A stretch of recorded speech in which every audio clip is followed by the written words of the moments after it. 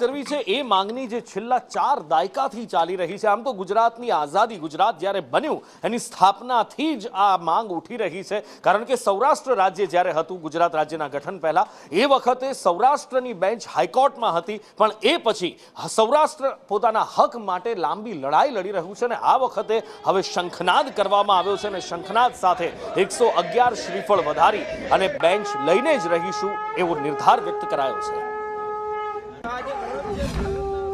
આજે શ્રાવણ મહિનાનો સોમવાર 11 તારીખ 111 શ્રીફળ વધારી અને સૌરાષ્ટ્રને હાઈકોર્ટની બેન્ચ મળી રહે, સૌરાષ્ટ્રની જનતા, ઉદ્યોગપતિ, એડવોકેટોને સસ્તો, સરળ અને ઝડપી ન્યાય મળી રહે એ માટે આજે શ્રી ગણેશાઈ કરવામાં આવેલ છે। આ ચળવળ શરૂ કરવા માટે સૌપ્રથમ અમો લોકોએ રાજકોટ બાર એસોસિએશનને એક એપ્લિકેશન આપેલી। એ એપ્લિકેશન અનુસંધાને બાર એસોસિએશનની મિટિંગ મળેલી અને એક કમિટી બનાવવામાં આવેલી, જેમાં અમુક સિનિયર એડવોકેટો અને ખરેખર બાર એસોસિએશન માટે કંઈક કરી છૂટવાની ભાવનાવાળા છે એવા એડવોકેટો અમુક બાકાત રહી ગયેલા, જેના કારણે પ્રશ્ન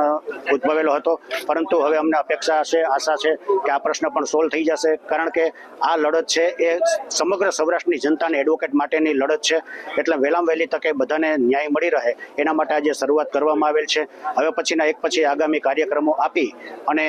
આગળ સૌરાષ્ટ્રને હાઈકોર્ટની બેન્ચ મળી રહે તે પછી આગળ શું કાર્યવાહી કરવી એ તથા બધા જ અમે